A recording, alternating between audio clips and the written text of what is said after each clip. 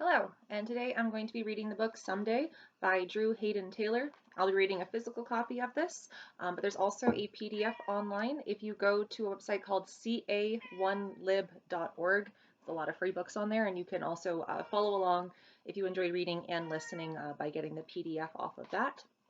I am going to read the back blurb of Someday first because I think it's really important. Someday is a powerful new play by award-winning playwright Drew Hayden Taylor. The story in Someday, though told through fictional characters and full of Taylor's distinctive wit and humor, is based on the real-life tragedies suffered by many Native Canadian families. Anne Wabung's daughter was taken away by children's aid workers when the girl was only a toddler. It is Christmas time 35 years later, and Anne's yearning to see her now grown daughter is stronger than ever. When the family is finally reunited, however, the dreams of neither woman are fulfilled.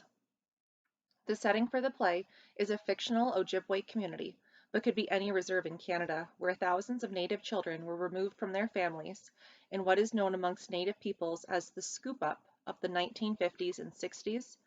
You might have also heard the term 60s scoop. Someday is an entertaining, humorous, and spirited play that packs an intense emotional wallop.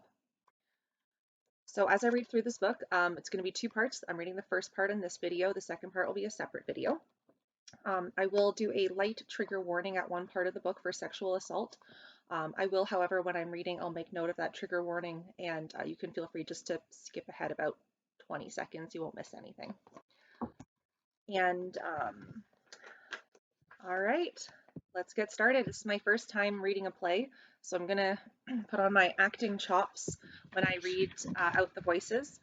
So the characters are going to be Rodney. He's 25, a friend of the family, and his voice will sound like this. Barb Wabung is 23. She's Rodney's girlfriend. Her voice is going to be a little bit more high-pitched. Anne Wabung is 53, and she's the mother of Barb and Janice, and I will use more of my voice for her, maybe try to make it a little bit more, like, deeper. And then Janice Grace Worth is 35, and she's a long-lost daughter's sister, and I'm just going to give her a slightly higher voice, a little bit lower than Barb. So we'll see if I can remember to do all that, and I'll do my best as I read through. As it kind of said on the back there, the location takes place in a fictional Ojibwe community on the Otter Lake Reserve somewhere in central Ontario. It could also take place in any Native community in Canada. The time is the last week before Christmas 1991, a time of great happiness and sadness. So if I'm ever not confident on which, you'll know which character is speaking, I might tell you. And but as you can see, when you have your copy of the book, I won't be saying he said, she said. It's just going to be the voices, and then my normal voice will be the voice of the narrator. So his beginning note of the book is life, the creator's way of saying, impress me. So normally in a play, you'll see the scene, but I'm going to be reading out the text cues that you would normally see the actors act out on stage. Act 1. It is the week before Christmas on the Otter Lake Reserve. Rodney, an Ojibwe band of 25, is shoveling snow. Behind him, boasting a big picture window looking into a homey, well-equipped if modestly appointed country kitchen, is a pre-turn-of-the-century frame house with a near dangerous physical lean to the left. The building is decorated with Christmas regalia. Rodney is singing, but is enjoying nothing. The sound of Christmas carols can be heard in the background. "'Tis the season to be jolly."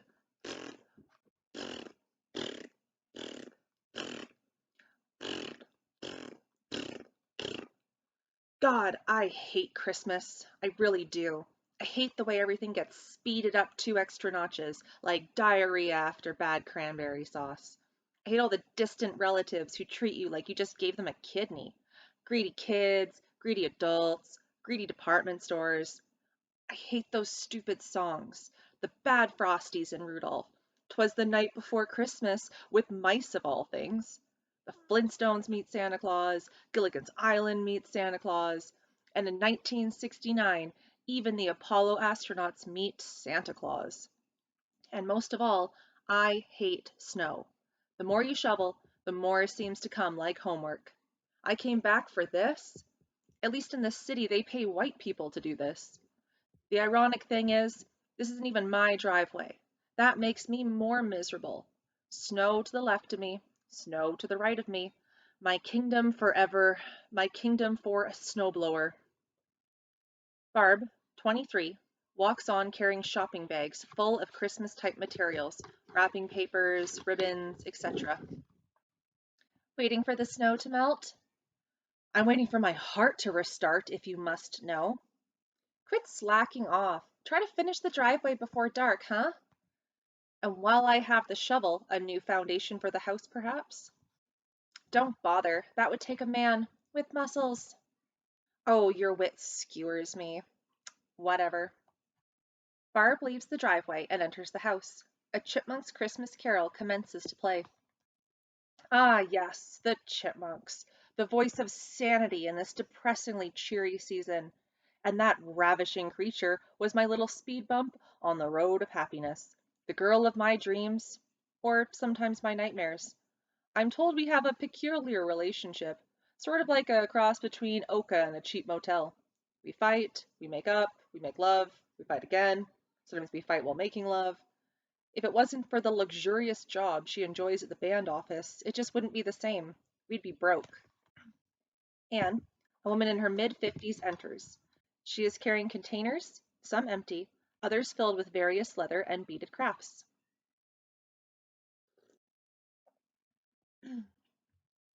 Hey there, handsome. How's the job going? With a job, you get paid.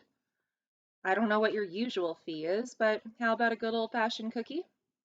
She pries open a Tupperware container and offers Rodney a cookie. Rodney takes it. Ooh, chocolate chip.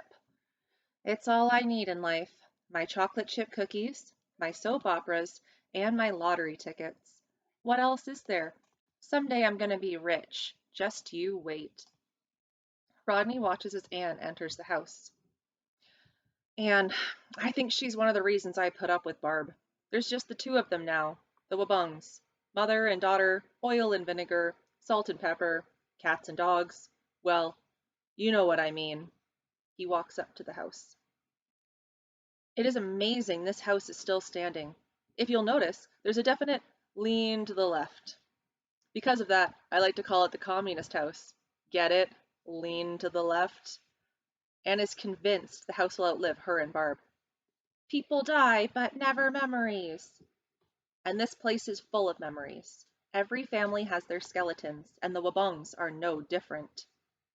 Rodney looks towards the house. Anne and Barb can be seen in silhouette through a big window as they move back and forth. Kind of looks like a big television set, don't it? Doesn't it? Don't it? Or a movie screen. Oh, the drama of it all. Me, I just cruise through reality, have a good time, sing a little song, dance a little dance. It's a rough life. Anyways, back to the salt mine. He shovels snow. I love her. He shovels. I hate her. Shovel. I love her. Shovel. I hate her. Shovel. They don't even own a car. Barb screams from within the house. Rodney! Rodney! Come quick! Hurry! Rodney drops his shovel and races for the porch. He stops. Considers. Then he runs back, picks up the shovel, and races into the house, brandishing it like a weapon. What? What is it? A mouse? A bat? What? Where? Anne is sitting at the table, the newspapers spread out in front of her. She coughs slightly. Barb is backed up against the counter, her hands in front of her mouth. She has a very stunned look on her face. Anne, are you okay? Is it your heart? Oh my God, it's your heart. I'll call 911. He races for the telephone. Barb goes to him quickly and grabs his shirt sleeve. She grunts. This is no time for love talk.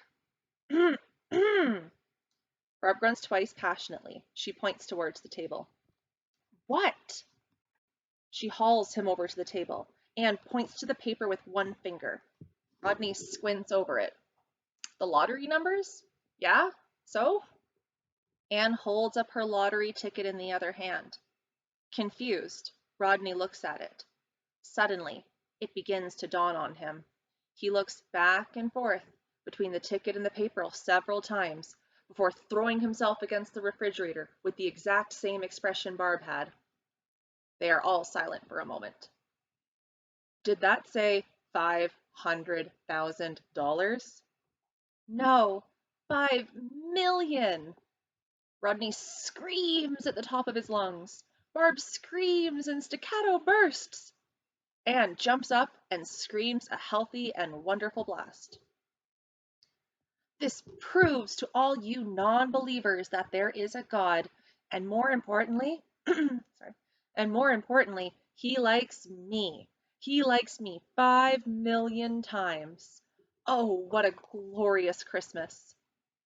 $5 million. $5 million. Do you know what this means?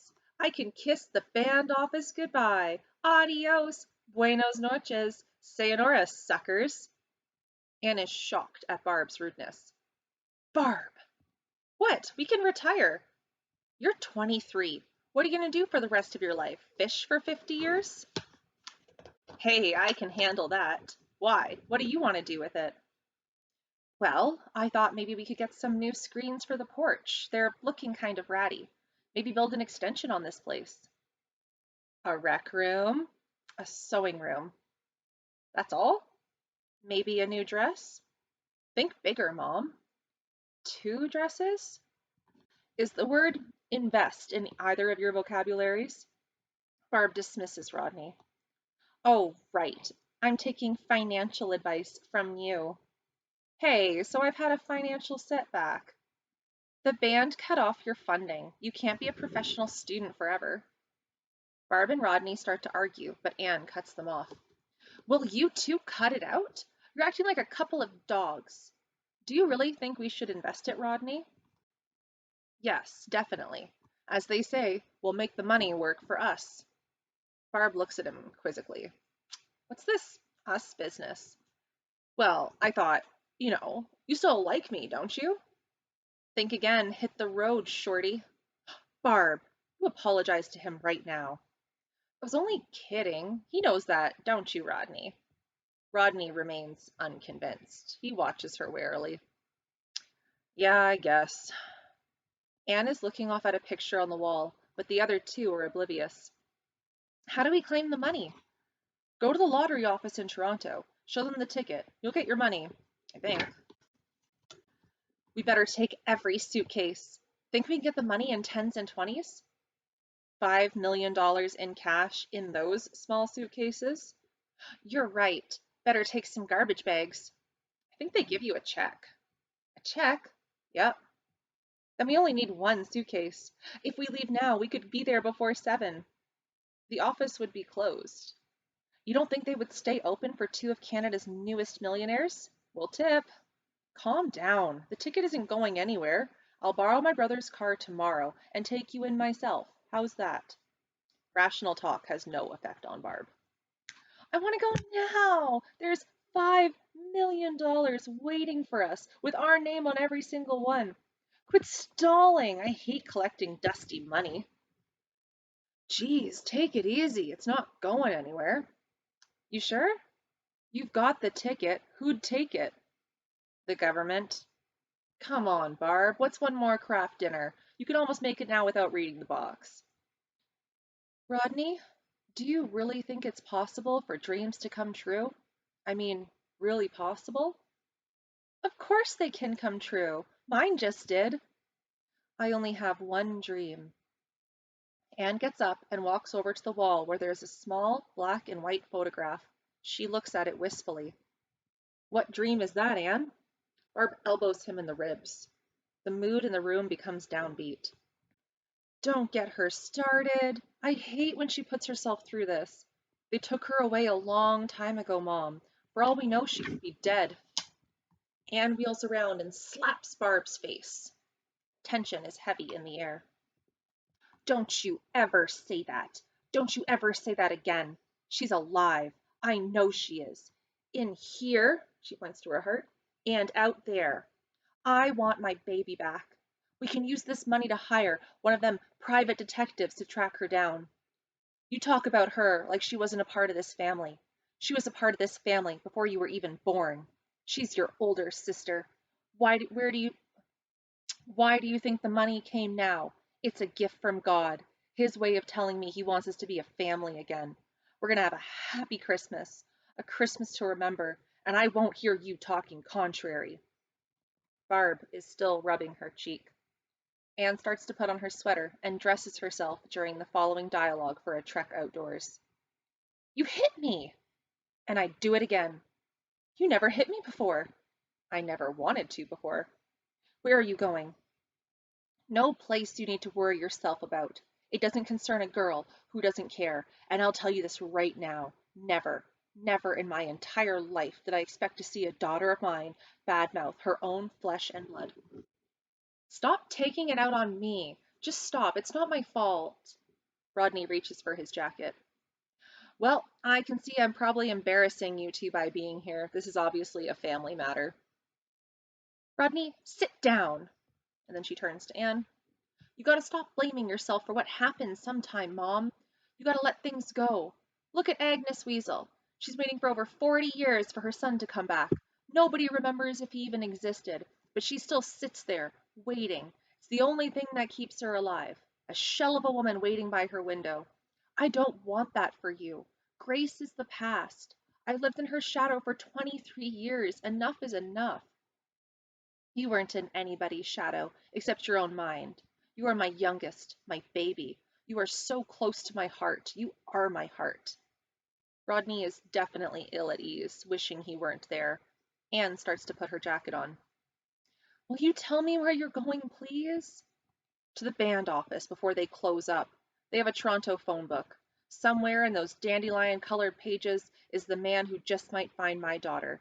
Do you have anything to say about that? Anne's look is one of challenge. Yeah, I'll get my coat. Barb kisses Rodney quickly and leads her mother outside and off down the road. You know, this place is almost 100 years old. The band has offered to build Anne a new one anytime she wants, and I've told her, take it. But no, I was born here. I had my kids here, and I'll die here. Getting her out of this house is one thing, but it takes a hell of a lot to drag Anne out of this village. And God bless her, there she was in downtown Toronto. As Rodney talks, a light comes up on Anne and Barb as they appear and mime their trip to Toronto. So now Rodney's kind of acting as the narrator. So on screen, we're going to see Barb and Anne miming through their trip to Toronto, and Rodney's narrating on the other side of the screen in the dark. Well, darker. Posing for camera after camera, smile after smile, till the energy drifted out of those cheeks and was replaced by a tired grimace. Hands to shake, people to wave at, questions to answer. Then came the fabled check. Barb swears up and down she saw it quiver when Anne touched it. Then, of course, there were windows to shop, stores to drool over, dreams to price. I want that, and we could get that, and I could lose weight and get that. It was a 50-50 split. Barb's window shopping and Anne's detective shopping. None of us knew what a real detective looked like other than from television, but by the end of the day, there'd be no more staying up on Friday nights to watch Magnum PI. We had a detective overload. On our way back to the car, we passed a drunk on the street. Anne stopped and watched the poor woman for a moment, as if trying to find the image of a 7-month-old baby in her rough face. Anne walked up to the needy woman and gave her $20. I thought that was kind of sweet. Then I realized that was our gas money. We barely made it home on fumes. Let's see you try and cash a $5 million check at a gas station. Rodney opens up the door and is starting to walk through when he is pushed aside by Barb. Will you hurry up? It's cold out there, and I've had to pee since Whitby. Barb hurries on her way to the bathroom, doing a sort of rapid, pigeon-toed, I gotta pee walk. Anne enters, followed by Rodney. She turns the thermostat up and fills the kettle. Tea. I need tea. Rodney? Yes, please. All them reporters, cameras. I've never shaken so many hands. She holds up her hand. It feels like 5 pieces of spaghetti. You'd think Indians never won anything before. Can you imagine the nerve of the chief flagging us down this morning to try and borrow some money? 12 years ago, when Frank was a counselor and still alive, I begged him to talk to the chief about getting our people's kids back from the Children's Aid Society, but Frank just got mad. Let sleeping dogs lie, was all he said. Rested his soul. And I said, my Grace wasn't a dog. She was my baby. She's somebody else's now. She's dead to us, Anne. Let her rest. Dead to us. I went behind his back and spoke to the chief myself. Wouldn't do nothing. Not a blessed thing. People on this reserve are still afraid of them. Who? The CAS. I was storming their offices in downtown Toronto when you were still in diapers, boy. They'd had their screaming Indian woman before, but I took the cake. Wouldn't leave. I sat down and said I wasn't going to let up till I'd seen my own daughter's file. What happened? They called the cops and threw me in their car. Real rough on me, too. Said I was fixated. Find me a mother in my situation who isn't. Them people, they're no damn good. Cradle snatchers. That's the whole long and short of it. Nothing more than common kidnappers. But Anne, they got Indian caseworkers now. Hell, my aunt's been working with them for years. And I've had my suspicions about your Aunt Julia, Rodney. No offense. Okay, but if you take away the CAS, who's going to look after the kids who are really getting hurt? Let our own people tell them who they should take, and where they should take them, and for how long. Don't let them come walking in cool as the breeze into our homes without so much as a knock on the door to do their dirty work, with no one to stop them from stealing our babies right from our breasts. We've got to, we've got to get in there now and get them kids back on the reserves. Anne, my aunt's once told me about this Cree girl that was taken from her community when she was 4 years old and raised by white parents. Thieves! And after 10 years in court, her reserve got her returned. See, I told you it could be done. Think about it. This teenager, raised in the city, forcibly taken from the white family she grew up with and loved, shipped off to this isolated reserve way up north where she didn't know anybody or even the language. She was living in poverty for the first time in her life. She didn't know how to relate, make friends, how to live. She didn't fit in. And here's the small trigger warning, so skip ahead about 5 seconds if you don't want to hear this part. It has to do with sexual assault. She was gang raped by a group of boys on the reserve. And we're back. Nobody likes an outsider. Where was that girl's mother? Where was her family? That story should have been a happy story. That's not like me, Rodney. I'd make sure she fit in. Barb enters from the bathroom. The first thing I want to do is plug that damn hole in the bathroom wall. Talk about freezing your buns off. Mom, can I borrow 10,000? Oh, leave me alone. Barb is looking out the window. We could put the satellite dish right up over the doghouse. Then maybe we could get a dog. Not a reserve mongrel, one of those purebreds, something with class. Her eyes light up and she relishes the words. A pit bull. To her mother. Oh, Mom, bring it out. Can I touch it again, huh? Anne brings out the check. Until we figure out what to do with it, I'm going to put it away in a safe place. Anne gets up to put the check in a jar on a high shelf. But Mom, what if the house burns down or something? Anne reconsiders and climbs back down. I guess we should go see a banker or something tomorrow. Barb breathes a sigh of relief. As Anne returns, she passes the photograph on the wall. It slows her down. Time to come to my senses, too. I know I'm stubborn, but it shouldn't take 24 detectives to drill it into my skull. Court records are classified. Adoption records are sealed. There's no way of finding out. That was my last hope. We put you on the adoption registry. I know what the chances are of anything happening with that. She probably doesn't even know it exists. I didn't. I wonder if she has a happy life. I'm sure she did, Mom. Infuriated by the past tense, Anne looks to her daughter with rage, but the emotion slowly burns out. Anne leaves the room. There is a terrible silence. So, what are you two fun-loving girls planning to do for Christmas? Barb is still looking off after her mother. Want to help me pick out a tree on Saturday? If you want, you can spend Christmas with us too.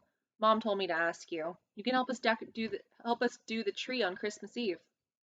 Rodney is backing off. Now, Barb, that's a family sort of thing. She's bristling. I take it you don't want to spend Christmas with us? I have my own family, Barb. It's not as if your family would miss you for a few hours. I have other plans. I see. Well, maybe you'll find the time to at least visit us on Christmas Day. Don't be that way. I've got my reasons. You've got excuses. Every time something comes up that's important to me, you make excuses. For instance, the 10th anniversary of my father's passing away. You didn't even bother to show up for the dinner. That's not fair. I was busy. You had a bowling tournament. A bowling tournament is not busy. It's an insult. It was a curling bonspiel, not bowling. Details. And it was the league finals, too, which goes to show what a great interest you take in what's important to me. It's getting late. Rodney turns to leave. Barb is disgusted. You always do that. Do what? Wimp out in the middle of an argument. It drives me crazy, Rod. You won't even stand there and fight with me like a man. I will argue with you, Barb, but I just don't see the point of fighting about something, getting all emotional over it. It just clouds the issue, rather than helping you reach any kind of understanding. And besides, when you start a fight, you always end up doing both parts yourself anyways. I think I better go. Yeah, you'd better go. See ya. Rodney opens up the door to leave. Barb follows him and looks outside. She's annoyed. Great. It's snowing. Looks like it's going to be an even whiter Christmas. She slams the door behind him. I get the feeling it's sure going to be a cold one. Rodney moves out into the cold winter night. I know what you're thinking. Shallow, egocentric man afraid of commitment. Oh, shut up. I have my reasons. Trust me, and they're good ones. So I don't like Christmas. The once-a-year generosity and syrupy goodwill, sappiness. Ever wonder why there are so many diabetics in the world? Even so, I'm tired of being portrayed as Otter Lake's version of the Grinch. I don't want to steal Christmas. I just want to ignore it. But it won't ignore me. He starts singing, You're a mean one, Mr. Rodney. He gets agitated. My shoes aren't too tight. My head is screwed on just right. And my heart isn't 2 sizes too small. Bah, humbug. He moves off as we hear the sound of a telephone ringing and All My Children coming from the television. Anne is watching it and calls off stage. Barb, can you get the phone? I'm in the middle of All My Children. This is where we find out who... Barb is entering from another room and moves through the kitchen to the telephone. Spare me. Last time I let you sucker me in, I ended up taking a week off work just to find out who the father of somebody's baby is. If I want that stuff, I'll visit next door.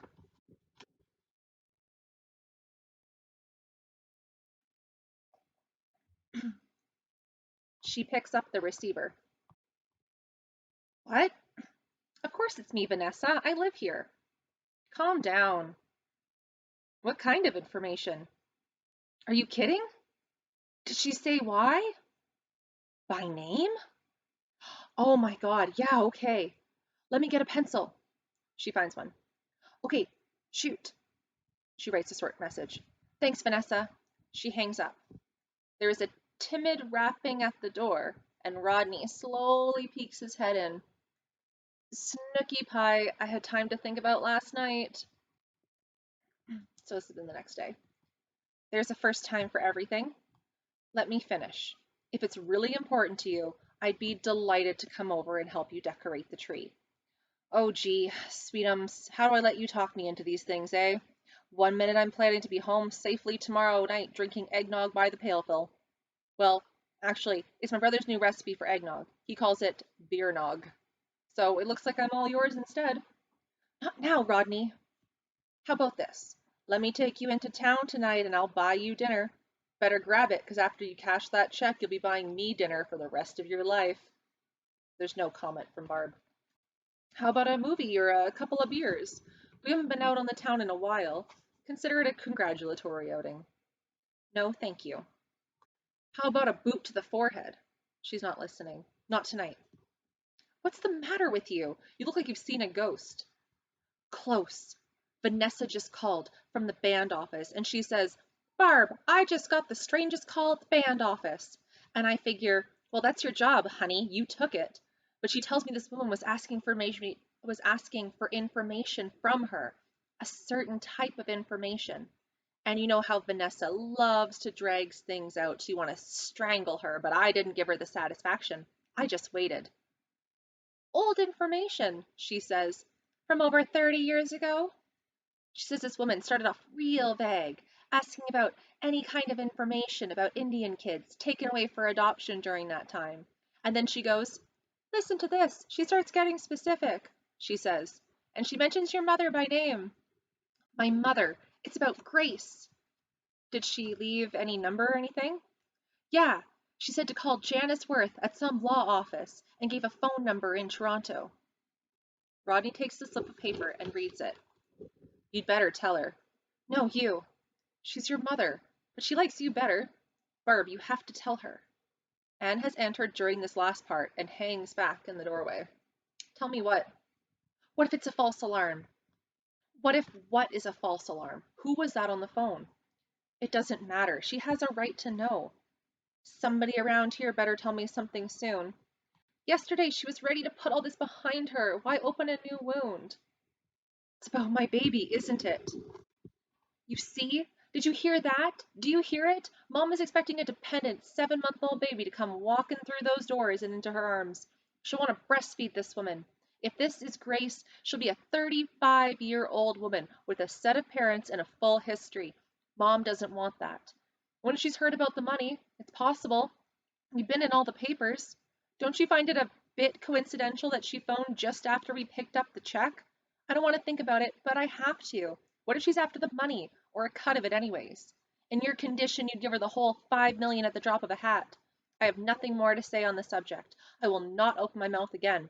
Here's the slip of paper. The name is Janice Worth, and she must be representing Grace. That's the phone number of a law firm. Baines, Capel, and David. Dial 1 first.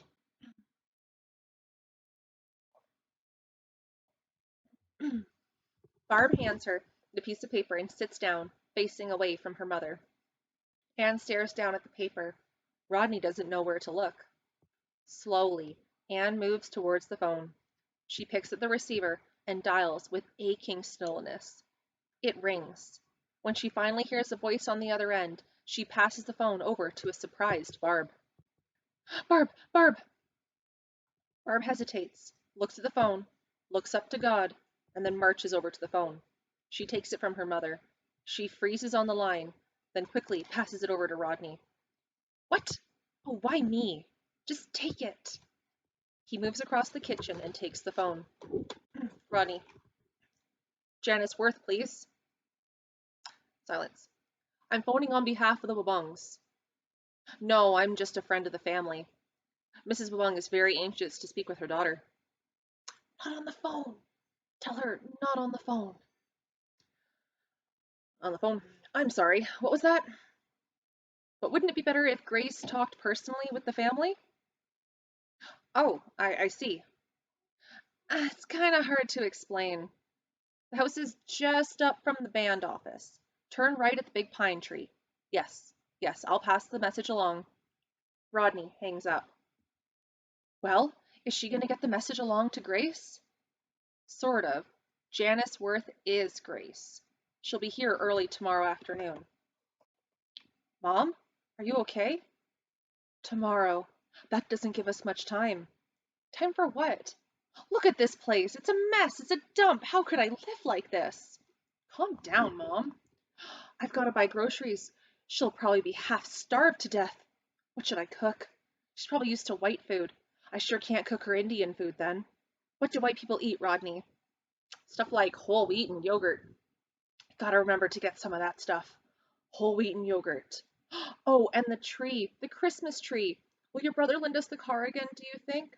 Oh, then we can be a real family. We can all decorate the tree together like they do in the movies. Get us a nice tree, Rodney. Anne begins hauling things, everything, from cupboards high and low. Anne, how long have you been on amphetamines?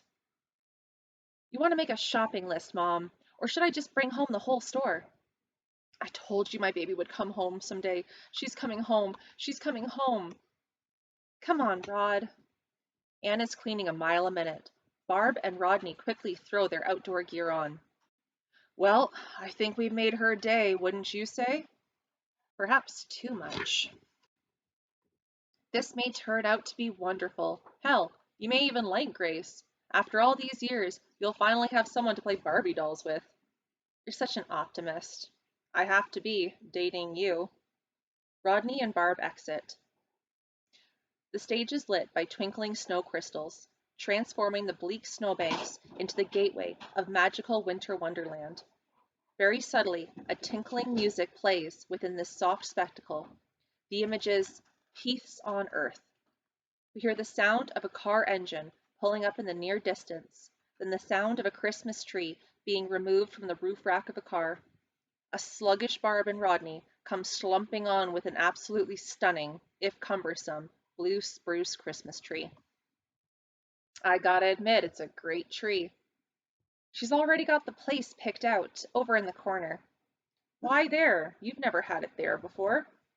That's where Grace's crib was, in that very corner. She installed the hot water tank where mine used to be. Should we take the tree in now? Nah, why take it in now when you don't need it till tonight? Let's just leave it on the snowbank. It'll keep longer. They throw the tree on the snowbank. Thank your brother for letting us use his car. You got it. In fact, I'll go do that right now. Bye, sweetheart. Rodney turns to leave, but Barb cuts him off. You son of a... You're backing out again. What, backing out? You made a commitment. But honey buns, I don't want the three of us here alone. It would seem too private too soon. I need insulation, a buffer. I need you to buff. But How the Grinch Stole Christmas is on tonight. You know it's the only tolerable thing about this whole holiday mess. Rodney, please. I hate it when you do that. All this being included in the family is too close to being married, but I'll stay on one condition, that you'll do the tree decorating without me. Not exactly a pledge of undying love, but I guess it's the most I can expect. You'll stay until 8? 6. 7:30. 6:30. 7. They both said that at the same time. It's a deal. Barb happily kisses Rodney, deeply. Okay, 7:30. I'll even sweeten the pot. Stay for dinner?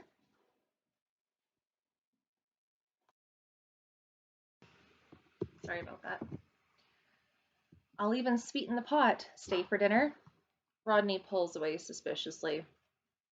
What do I have to cook, and how many dishes do I have to wash? Don't be that way. The dinner is free from any and all obligations, said the spider to the fly.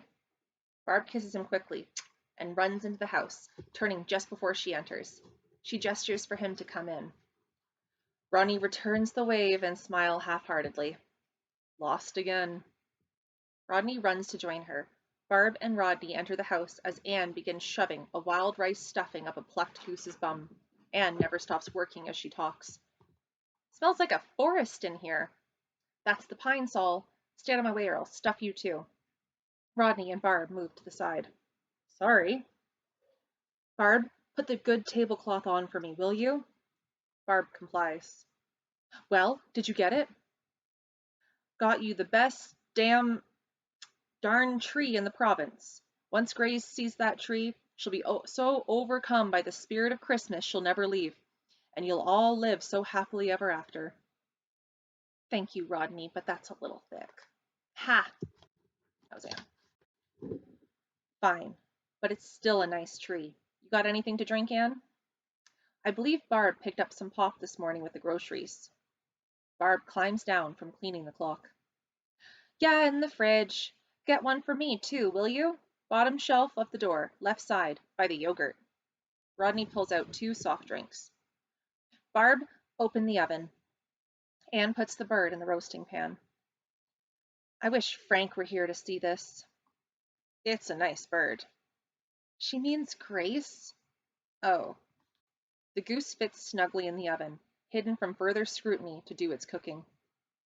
Nothing like a good goose at Christmas time, that's for sure. Rodney moves forward to either act on or say something in response to such a good straight line, but Barb cuts him off with a warning. She turns to Rodney. Don't even think of it. She turns to Anne. Well, that's sure the biggest goose I've seen today. Rodney turns to Barb. Killjoy. To Anne. What kind of fixings have you got to go with that thing? Mashed potatoes, carrots, bannock, my gravy, and to top it all off, my famous grapefruit pie. Barb notices the table stacked with dinner utensils. The good dishes, too? Yep. Real napkins instead of paper towels? Naturally. Aw, darn! And my party dress is still at the cleaners. Not anymore. I picked it up this morning after I finished my shopping. It's on your bed. You're gonna make me get all dressed up for this? I'm not gonna make you do anything, Barbara Luella. Ah, resorting to middle names, are we? Don't threaten me, Mom. I suppose I refuse to get dressed up. Then that's your decision. That's it. If you want your sister to see the way you dress, then that's your business. If she's my sister, then she'll just have to accept me the way I am. Don't pout. I'm not pouting. You're pouting. So what if I am? Look at all this. Sorry again. So what if I am? Look at all this. I never got this. Not when I graduated high school. Not even when I saved that kid from drowning. And I hate grapefruit pie. She storms off to her room.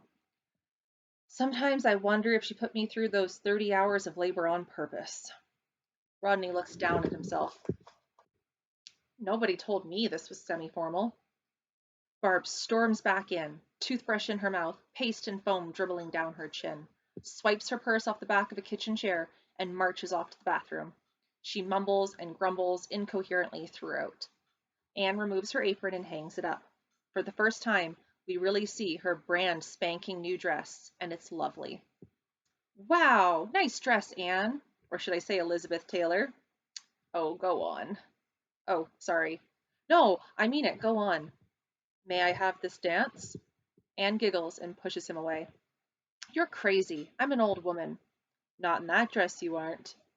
Rodney takes her into his arms, and they begin a gentle two-step around the kitchen to the country Christmas music that is now playing on the radio.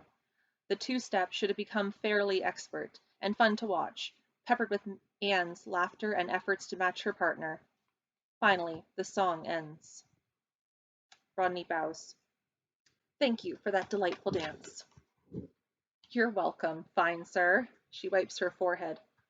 Oh my, I'm getting old. I haven't danced like that with a man since Frank. I'm honored. You should be.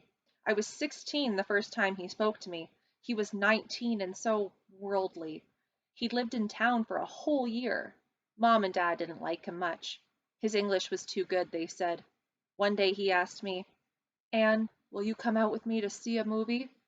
Oh, nobody in the village went to see movies, but Frank wanted me to go with him. We had a hard time convincing my parents to let me go.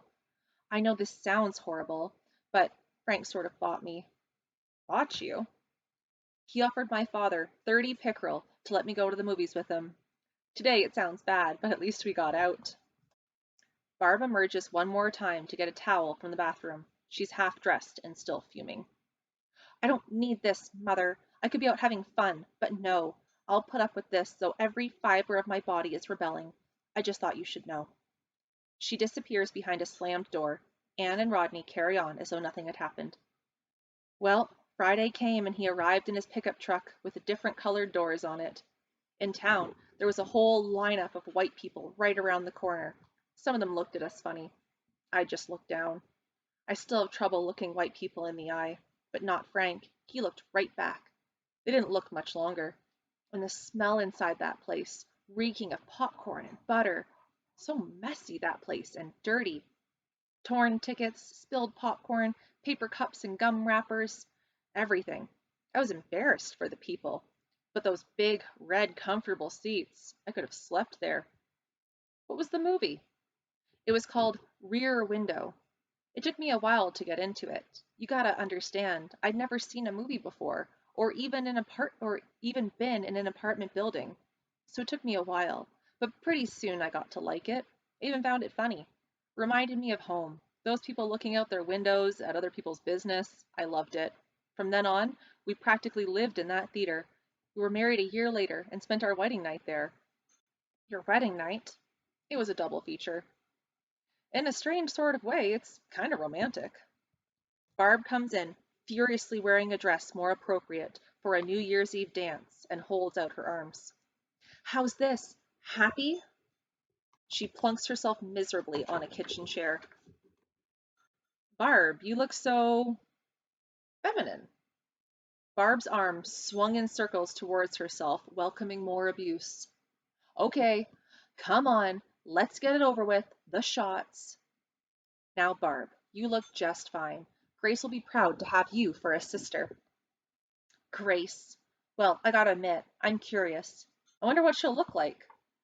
Well, she was bigger than you as a baby. More hair, too. She used to laugh so much, hardly ever cried. That baby, just a mother's dream. Your brother favored your father. I always thought Grace took after me. Will you quit making her into this fantastic, mythic person? You don't know anything about her, and you're building her up to be this perfect woman. I could never live up to your image of Saint Grace of the perpetual memory. How do you expect her to? She's not Christ returning from the desert. Anne draws in her breath quickly and rises from the table, her eyes aflame at the sacrilege. Suddenly, the sound of a car approaching can be heard. The action freezes for a moment, and they all listen. Oh my God, is it? Rodney, check it out. Rodney takes a look out the window, craning his neck to see down the road. It's a car. We know that. It's a nice car, one of those fancy, expensive ones. A Saab, I think. Can you see her? Can you see her? Not yet. Too much glare. I can't look. I can't look. Let me know when you can see her. She may have been born here, but she sure doesn't know a damn thing about country roads. She's skidding all over the place. Anne rises again in alarm. Take it easy, Mom. Look out! Look out! Anne and Barb both go, What? What? She just said hello to the snowdrift. She's really in there. Is she okay? I can't tell. Wait a minute. The door's opening. Yeah, and? Wow. What the hell does wow mean? Watch your tongue. It means wow. Could you be a little more specific? It means she's impressive. She's yelling. What does impressive mean? Oh, get out of the way. Barb rushes to the window, pushing Rodney aside and looks out. Barb, disgusted. Impressive. She looks and looks. I don't see her. Where is she? Rodney runs back to the window. She was there a moment ago. Car looks kind of flashy. Where'd she go? Is she all right? I don't know. She seems to have disappeared. Not again. She must be out there somewhere. I'd better go take a look. He starts getting his outdoor clothes on. Please, let her be okay. Barb, you better go with him. Mom, look at me. Barb! Barb reluctantly starts putting on her outdoor clothes and her down parka. Let's go. Well, give me a second. Anne, who has run off, quickly re-enters with a blanket. Have you found her yet? On our way. Rodney, take this with you. Barb, fancy party dress, mucklucks, parka, and toque is now ready. Okay, let's go find the chick. Barb opens up the door to find the radiant Grace standing there in a magnificent white fur coat, hat, and muff. The sun just happens to be at her back, giving her the kind of backlighting you can't pay people for. Anne gasps slightly. Rodney smiles appreciatively, and Barb, stunned, says, Wow. The lights fade out. End of Act 1. I'll be posting the video to Act 2 shortly. If you do subscribe to my channel, if 1,000 people do, if you want to say thank you, maybe I can eventually buy myself a coffee.